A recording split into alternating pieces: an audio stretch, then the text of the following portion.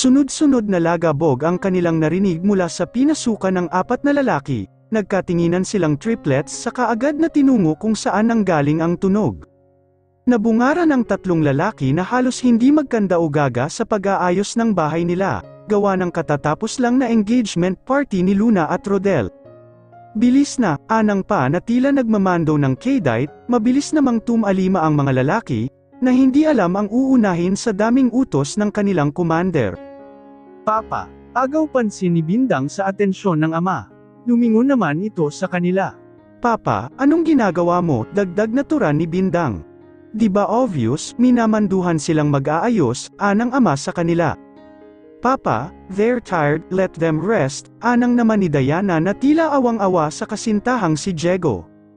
Leave them in peace, sabad naman ni Luna, maka-English nga rin, bulong pa nito. Love, are you alright? Malambing na tanong ni kay Javier nang makitang sambakol ang mukha. Kilala niya ito, never pa nitong maranasan minamanduhan ng sinuman, kasi siya ang tagamando sa mga trabahador nito o empleyado. Isang alang-ineng ngiti ang nakita sa mukha nito habang nakatingin sa kanyang ama. I'm fine love, I think Papa just want us to be house husband also, paaring sa matandang tuwazon. Kayo ha, magsipilyo kayo sa kwarto nyo at magbihis, mag-aalas 3 na ng madaling araw, nakapamaywang na utos ng ama. Subalit wala pa rin naggalaw ni isa sa kanila, tumalima na anang nito sa kanila, wala pa rin kumikilos sa kanila, talagang kinakarer pa ng ama ang pagiging leader ng Kaydite nito. Papa, sabayang bigkas pa nila, sabi tumalima na, may ting na utos nito. Nagngitihan silang tatlo saka tumalima bago maglabasan ulit ng ugat sa leeg ang ama. Mabilis silang lumapit sa kani-kanilang partner. Hep, anong ginagawa nyo? Ani ng ama na nakapamaywang. Papa, mag-good night kiss lang, hirit ni Bindang. Nakitang mukhang sumang-ayon naman ang ama kaya mabilis na hinalikan ni Bindang ang pisngi ni Javier pero hinuli nito ang kanyang labi. Masarap ang halik ni Javier dahilan para mapapikit pa si Bindang. Enjoy siya nang idilat ang mata ay nakita ang mukha ng ama, agad na bumitaw kay Javier. Lalaki, sabi good night kiss hindi laplapan, galit na turan nito, napakamot si Javier sabay bilang sa mga kaibigan na noon ay nakangisi. Ikaw Ben Ilda, ikaw na ang pinakapasaway sa lahat turo ng ama sa kanya. Hala, sige, pumanhik na at magpahinga. Pagtatiboy nito sa kanilang magkakapatid, papasok sa kabahayan sina Bernang, ang mama at papa ang mga nakilalang magulang ni Luna, at magulang ni Diego nang tumambad sa kanila, ang mga lalaking matamang nag-aayos. Honorico, malakas na sigaw ni Bernang sa asawa nang makita ang pinagagawa nito. Ano na namang kalokohan ito Honorico, anong nang asawa nang makitang halos hindi magkanda-ugaga ang 3 lalaki sa pag-iimi, para itong batang nasukol ng ina ang hitsura ng abogado, kaya nagngitihan ang magkakaibigan. Ngiting hindi nakaligtas sa paningin nito, sige, tumawa kayo dyan pag nakapag-asawa na kayo baka mas masahol pa ang abot nyo, banta sa mga ito. Nagkatinginan ang mga ito sa sinabi ng biyanan-to-be nila, napalunok si Javier nang maalala ang alatigring mukha ni Bindang. Napalingon siya sa gawin ng ina nang marinig ang halakhak nito nang makita ang hitsura nila.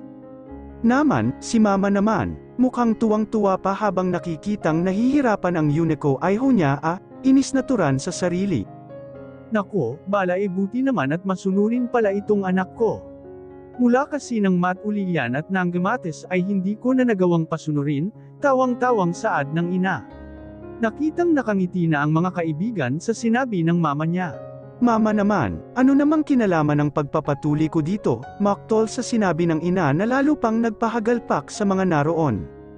Naalala lang naman kasi ni Diego at Rodel kung paano manginig si Javier nang tutulihin ito ng ama-amahan nilang si Tata Domang, halos dinig mula Tarlac hanggang Pangasinan ang sigaw nito sa lakas, lalo pa nang maglakad silang nakabekaka, akalain ba nilang nang binatilyong takot na takot magpatuli ay siyang pinakababaero sa kanila.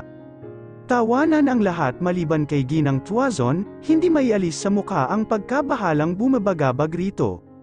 Yaman din lang at narito kayong lahat, may mahalaga akong sasabihin, seryosong turan nito, na bahala ang abogado sa kaseryosohan ng asawa. Mukhang suspense ang sasabihin mo mahal ramdam na ramdam ko ang effects, biro sa asawa upang tanggalin ang tensyong namamayani rito. Huwag mo akong mabiro-biro Honorico, matigas na tura nito, natawa si Javier sa mukha ng matanda, nang supalpal sa asawa, nakita naman ito ng katabing abogado, hindi na paghandaan ang pag-aapak nito sa paa niya, agad na nilingon ito at nakita ang panlalaki ng matamito sa kanya bilang banta. Aha, papa buti na lang makapalang sapatos ko'y pareho kayo talaga ng anak mo. Mamamatay ang kuko ng mga paa ko sa kakaapak, reklamo sa sarili. Buti na lang at nakasapatos siya kaya hindi masyadong ramdam ang pag-apak nito. Nababahala ako dahil kung matuloy ang kasal ng 3 kong anak, hindi kaya sukob sa kasal ang mangyayari. Nalilitong tura nito habang nakatingin sa kinilalang magulang ni Lons, sa mama ni Javier upang kunin ang reaksyon ng mga ito ukol sa bagay na yon. Maging sina Javier, Rodel at Diego ay nagitla sa sinabi ng ginang. Paktay, aabutin pa yata ng 1 taon ang paghihintay ko. Huwag naman sana baka di ko kayanin, dalangin ni Javier habang nakitang ngiting-ngiti si Diego. Kami ang una, rinig niyang tinig nito, nagkatinginan sila ni Rodel sa sinabi ni Diego, nakita nilang tumayo ang abogado at hinimas ang baba nito. Hindi ako naniniwala dyan, matigas na saad nito ang opinyon sa usaping tinatalakay, naisip ni Javier ang pelikulang Sukob ni Chris Aquino. Naku, baka ang nakakatawang mundo ni Bindang ay maging horror na. Aniya sa isip, hindi ako naniniwala Burnham. Dahil maging tayo ay isang patunay. Kinasal kami ng kapatid ko sa parehong taon, sabi pangit daw kasi sukob sa taon daw. But in God's grace we blessed with triplet. Though we parted unintentionally but still we find each other. It just a suspicious belief, not proven either. I think, it's up for us to believe what we want to believe. As long as love is with us and it's pure, we can overcome every deeds may come, anang ng abogado na animoy nasa loob ng courtroom. Pero sa tinura nito, hindi maikakatuwang nasiyahan silang lahat na naroroon. Yes, sab-ayang bulalas ni na Diego at Rodel, halos masahiin nila ang balikat ng biyenan-to-be sa bright idea nito. Ang hirap din ma-postpone pa ang kasal, anang ni Javier. Kinabukasan ay masayang gumising ang 3 kambal, tamad na bumangon si Bindang, na pangalumbaba habang nangingiti. Hi, Bindang akalain mong malapit ka ng ikasal, parang kailan lang ay nakapanti ka lang, nakikipaglaro ng patentayro sa daan habang may natulo pang sipon, pero ito na malapit ng ikasal, aniya sa sarili, naalala pa niya noong dalagita na siya, lagi siyang pinapagalitan ng ina. Bindang, ang bata-bata mo pa, doon ka maglaro ka muna, anang ng ina, pero kapag nakita naman siyang naglalaro nito, sasabihin, ang lalaki-laki mo na naglalaro ka pa raw, gayunpaman ay minahal siya nitong parang tunay na anak, bagay na kailanman ay hindi niya inisip na ampun siya, dahil kailanman ay hindi niya naramdamang iba siya sa mga ito. Itay, inay, aniya sa kawalan ng maalala ang mga ito, mahal na mahal ko po kayo, hindi ko man alam ang tunay na dahilan, kung bakit ako pinaampon sa inyo, ay nagpapasalamat ako dahil pinalaki niyo ako ng maayos, saad pa saka nakangiti sa kawalan. Napapapikit-pikit pa ang mata niya hanggang sa maglalaro sa balintataw ang gwapong mukha ng kasintahan. Javier, bulalas niya pero hindi mapunat ang mukha ng lalaki sa harapan niya. Kinusat-kusot ang mata pero naroon pa rin ito at kumaway-kaway pa sa harap niya. Javier, malakas na banggit sa pangalan ng lalaki. Javier, anong ginagawa mo dito? Biglang turan dito nang mapagtantong hindi nga siya naghahalucinate lamang. Agad niyang tinapat ang palad sa bunganga upang amuyin ang hininga niya. Akala ko hindi totoo, humikab pa naman ako sa tapat ng mukha nito, di pa ako nagmumumog, hindi pa ako naghihilamo, putol na anang sa isip nang maalalang maging ang buhok ay hindi pa ayos. Ah, sigaw ni Bindang saka agad na tumakbo patungo sa banyo, humarap sa salamin nang makita ang sabog na mukha. Ay baluga nga, kainis, bulong sa sarili, ano bang ginagawa mo dito ng napakaaga? Inis na tura ni Bindang habang nasa loob ng banyo at nagsisipilyo. Tawang-tawa si Javier sa reaksyon ni Bindang, Love, huwag ka nang mahiya, when we got married, every morning you will used to wake up with me, natatawang saad ni Javier. Pero di pa ako nakapagmumog, nakakahiya, dagdag na wika ni Bindang. Don't too conscious, love, to be honest it was good. You smell like a baby, love. Ang Hudyo, amoy baby daw. Baka baby oil ka mo, anang nang pilyang isip sa ngumiti. Matapos magsipilyo ay agad na naghubad para makapag-shower to freshen up herself. Masaya siyang sinasabon ang buong katawan. Bindang, malakas na tawag ni Javier sa labas. Ay anak ng tipaklong, sambit niya sa pagkagulat. Bakit ka ba nasigaw dyan? Inis na bigwas kay Javier na nasa labas. Kanina pa kita tinatawag kaya, sigaw pa rin nito. Pinatay niya ang shower para magkarinigan sila. Bakit ba, Ania? Bilasan mo raw, sabi kasi ikaw na lang daw ang hinihintay sa almusal, anang ng lalaki. Okay, Ania, saka pinagpatuloy ang paliligo, nang bigla siyang napahiyaw. Ay aarayang sa, hindi matapos-tapos na sasabihin ni Bindang dahil namimilipit sa sakit. Arm A, sigaw ni Bindang nang maapakan ang sabang na bitiwan ng nabigla ang pagsigaw ng nobyo kanina. Love, okay ka lang ba dyan? Tanong ni Javier nang marinig ang palahaw nito, namimilipit siya sa sakit ng balakang na bumagsak. Love, okay ka lang ba? Nag-aalakang boses na ni Javier na nasa may pintuhan. Nabahala na talaga si Trangkaso nang walang marinig na tugon mula kay sa kasintahang nasa loob ng banyo. Bindang, anang na niya baka sakaling sumagot ito pero puro kaluskus lang ang naririnig buhat sa loob. Mabilis na pinahit ang seradura ng pintuhan at bumukas na bungaran ang kasintahang nakaupo sa sahig. Hindi may pinta ang mukha nito, nakatapis lang ito ng tuwalya at konting mali na galaw nito ay masisilipan na ito.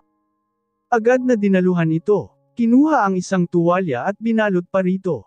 Pinuhat niya ito at nilapag sa kama. Sinungaw ang ulo sa pintuhan para tumawag pansin sa mga naroon.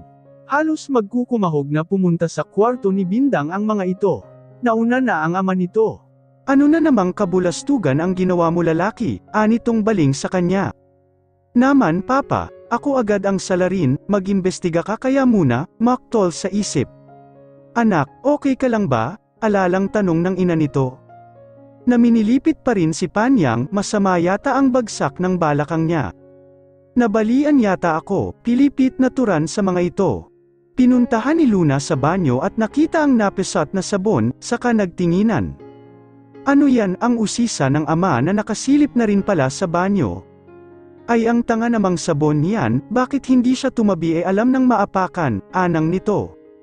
Sabon pa talaga ang pinagbintangan, anang ni Javier sa isip ng marinig ang sinambit ng matanda. Uli-uli dapat nag-iingat kasi, bilang sa anak, saka napatingin sa kanya at nangunot ang noo. Nahintakutan si Javier sa tingin ng abogado, ano na naman, angal niya. Anong ginagawa mo sa kwarto ng anak ko habang naliligo siya? Ano ang ginagawa niyo, bakit nasa banyo ka kasama ang anak ko? Akas ang saad nito. Nako, wala papa, ginising ko lang po siya tapos biglang nagtatakbo sa banyo, then suddenly. Nabumbumpaw, parang batang sumbong sa matanda. Anong bumbumpaw? Hindi kita maintindihan, bigwas nito. Papa, sabi pumasok si Bindang sa banyo kasi natakot sa mukha ni Javier. Naghubad, nag-shower, malalaglag ang tangang sabon, ayon, boom, sa bad ni Luna. Kunot-noo pa rin ang ama, anong boom, as in sabog lagabog pala. Agaw naman ni Diana sa pansin ng ama, mukha na kasing may ihi si 3,300 sa takot. Ganoon ba, ano love, dadalhin na kita sa ospital, ang nag-aalala pa ring si Bud ni Javier lalo na't naalalang malapit na ang kasal nila, kapag nagkataon baka iika-ika itong maglakad sa altar, baka dadaigin pa siya noong bago siyang tuli. Paano mo ako dadalhin ni underwear, wala akong suot, busanggat ni Bindang sa kanya. Nagtawanan ang kakambal nitong si Diana at Luna. Naman, nabalian na ng tadyang lahat-lahat, parang gusto pa kong karatihin ang love ko, hinaing ni Javier. Labas na muna, Luna at Diana, kayo muna ang mag-asikaso sa kakambal nyo. Lintik na tangang sabon na iyan, pahabol pang tura ng ama sa katuluyang lumabas lahat. Asaan ang undies mo? Tanong ni Althea kay Bindang, agad nitong hinalugad ang closet niya. OMG, is this your underwear? Tanong ni Diana habang hawak-hawak ang isang underwear ni Bindang. Maluwang na ito sa kalumahan, gusto niya kasi ang tela noon, hindi magaspang, napangisi si Luna habang nakita ang underwear na hawak-hawak ni Diana at baninat-binat pa. Hey, sisters, you're here to help me, hindi para halongkatin ang gamit ko.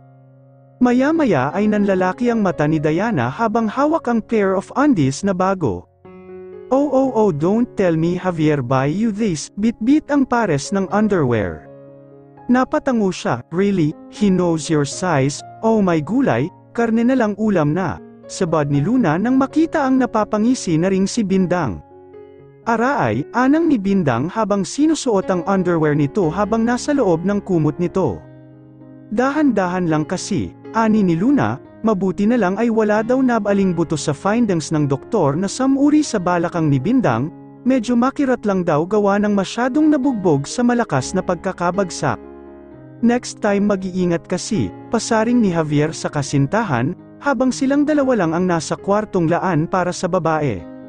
Hoy, kung narito ka para sisihin ako, bumalik ka na sa pinanggalingan mo, nainis siya sa kasintahan, ulit-ulitin bang banggitin ang katangahan ng sabon ay katangahan niya. Kanina ang ama ang may linya, nawala ang ama ito naman ang sumunod. Sino ba naman ang hindi mabubuwisit? Don't get mad love, I just want you to be extra careful lalo kapag nagbuntis ka na, paalala ni Javier sa kanya, nangunot ang noo niya. Buntis agad, his panganaw udlut pa. Sa bagay lapit na ang big night, aniya sa isip tukoy ang unang gabi nilang mag-asawa, nakailang kita na rin siya sa kahabdan ng magiging asawa pero never pa niya itong nahahawakan. Ano ka ba Bindang kung ano-anong iniisip mo, sermon sa sarili.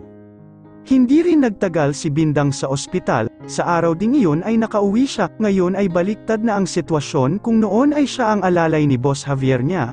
Ngayon ito na ang dakilang alalay niya, literal na alalay talaga dahil halos buhati na siya nito sa paglalakad niya. Okay ka lang love, agad na tanong ni Javier nang makita ang pagsidhi ng kirot sa mukha ng kasintahan. Oo ang sakit kunwari ay hinaing ni Bindang sa binti, tudo alalay naman si Javier dito. Oo makirot todo arte niya habang tuwang-tuwang nakikita ang pag-aalala sa mukha ng kasintahan. Hindi niya alam talagang sinasadya lang ni Bindang, makabawi man lang paminsan-minsan, napapangiting aniya sa isipan. Sakit pa rin arte niya, sa balakang, tipong hihimasin niya pa ito, nang bigla niyang tampilan sa balikat nito. Gusto mo pang mananching ha, aniya nito, mukhang parang batang nasukol naman ito. Maya-maya ay bigla na lang siya nitong pinangko upang iakyat sa ikalawang palapag ng bahay nila, kung saan naroon ang kwarto niya. Habang buhat-buhat siya nito ay bamulong ito, akala mo siguro'y hindi ko napapansin ha. Sige love, mag-inarte ka pa, anang ni Javier sa kanya. Di na yata effective ang best actress ko lagi na akong pumapalya, bulong sa sarili sabay ng pagsibol ng pilyang ngiti. Di ibaba mo na ako, mataray niyang turan sa kasintahan pabagsak siya nitong ibinaba. Araay, daing niya, ano ba gusto mo yatang matuluyang mabalian ng tadyang sikmat rito? Hindi naman love, sabi mo kasi ibaba kita, kaya ibinaba kita, madali lang naman akong kausap sagot naman nito. Kahit sinabi kong ibaba mo ako dapat binuhat mo pa rin ako hanggang kwarto ko, hirit pa ni Bindang. Napangiti na lang si Javier sa kakulaitan ng babae, wish niya lang hindi magmana sa kakulaitan nito ang magiging anak nila. 5 araw bago ang kasal puspusan ang ginagawang paghahanda ng pamilya Tuazon sa nalalapit na kasalan. Isusukat na nila ang mga gown nila, lisa ang disenyo nito halos magkakasing sukat din sila, sabi pangit daw pag sinusukat ang gown, basag ni Javier sa kanila. Napatawa sina Rodel at Diego sa sinabi nito, bro, di ko alam masyado ka nang mapamahiin ngayon, ang biro ni Rodel sa kanya, hindi niya rin alam kung bakit pumasok sa isip niya yon. Nako, ang pangit at malas ay ang gown na hindi sinukat, paano na lang pag sa mismong kasal mo ay maliit pala ang gown mo, iyon ang pangit, baka rumampak ang nahuhubo ang gown mo pag nagkataon, natatawang sabad naman nito. Sabay-sabay silang pumasok sa fitting room ng But IQ ng kilalang designer. Habang nasa loob sila ay may kapilyahang naisip si Diana, ang linlangin ang mga lalaki, si Diana ay mapupunta kay Rodel, si Bindang kay Diego at si Luna kay Javier, doon nila makikita kung talagang kilala sila ng mapapangasawa nila. Tinakpan ni Bindang ng concealer ang nunal nito dahil alam niyang iyon ang magiging palatandaan ni Javier, ngayong iisa na ang mukha nila. Sabay-sabay silang lumabas, nakita nila ang nalilito at naguguluhang mukha ng mga lalaking papakasalan. Lumapit si Diana kay Rodel, napangiti ito.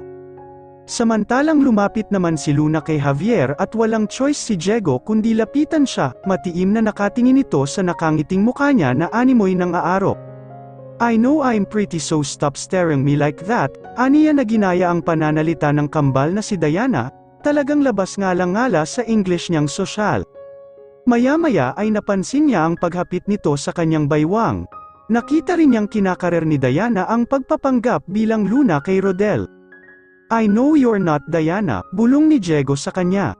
Shit, mukhang talo na talaga ako sa pagiging best actress ah. Kapag ganito lagi lugi-lugi na, aniya sa isip. How did you know honey, why you tell me I'm not your fiancé? Tampong sagot naman sa lalaki. I know Diana for almost 4 years, you maybe look like her, acted like her but my heart knows the girl she's going to beat on it, matamang bulong sa kanya. Shocks the nerve, aniya, tapos napalingon kay Javier na tuwang-tuwa namang kinakarinyo ni Luna, napatingin ito sa gawin niya, nagtama ang mga mata nila, unti-unting mapawi ang ngiting bumahid sa lobby at pinakatitigan ang babaeng kaharap. Nabigla si Javier nang makitang nakatingin sa kanila sina Diego at Diana, nang magtama ang mata nila ni Diana ay parang may naramdaman siyang kakaiba. Oh boy, si Bindang ang kaharap mo and she's going to be your wife, kumbinsi sa sarili habang parang may magnitong humahatak sa kanya sa babaeng kasama ni Diego. Tinuon ang atensyon kay Bindang ang babaeng kaharap. Bakit parang may mali, aniya? Nakita ang nunal nito, pinakatitigan. Hindi niya mapigil ang hawakan ng pisngi nito. Natanggal ang nunal na akala niya ay totoo. Doon niya napagtantong hindi ito si Bindang. Unti-unting binaba ang mukha na animoy hahalikan ng babae.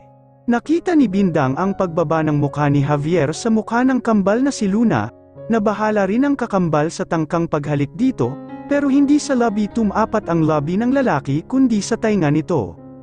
Alam ko hindi ikaw si Ben Ilda, aniya sa babae, nanlalaki ang mata nito na katunayang tama ang hinuha niya, napukaw sila sa boses ng lambingan nina Diego at Diana.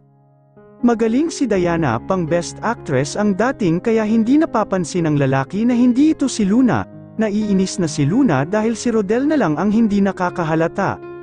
Manigas ka, kakaninas ka anito sa sarili habang nakikitang hanggang tainga pa ang ngiti nito, napalingon din ang mga ito sa gawin nila na animoy hindi man lang siya napansin nito, madilim na ang mukha nito. Oh, mukhang Biyernes Santo mukha ng fiancé mo Javier biro pa nito kay Javier, halos humagalpak sina Diego, at Bindang sa biro ni Rodel. Lumapit si Luna sabay tapik, suntok sa braso ng kasintahan. Mahina lang iyon nakikitang hanggang tainga pa ang ngiti nito, napalingon din ang mga ito sa gawin nila na animoy hindi man lang siya napansin nito, madilim na ang mukha nito. Oh, mukhang Biyernes Santo mukha ng fiancé mo Javier biro pa nito kay Javier, halos humagalpak sina Diego, Javier at Bindang sa biro ni Rodel. Lumapit si Luna sabay tapik, suntok sa braso ng kasintahan, mahina lang iyon pero mukhang nanlalaki ang mata ni Rodel na napalingon kay na ngayon ay todo sagad ang ngiti, nagtampo na si Kikay, naku babe, hindi ko naman sinasadyang hindi mahalata, magaling magpanggap ang kakambal mo samamo ni Rodel, nagtawanan ang lahat sa nakikitang takot sa mukha ni Rodel.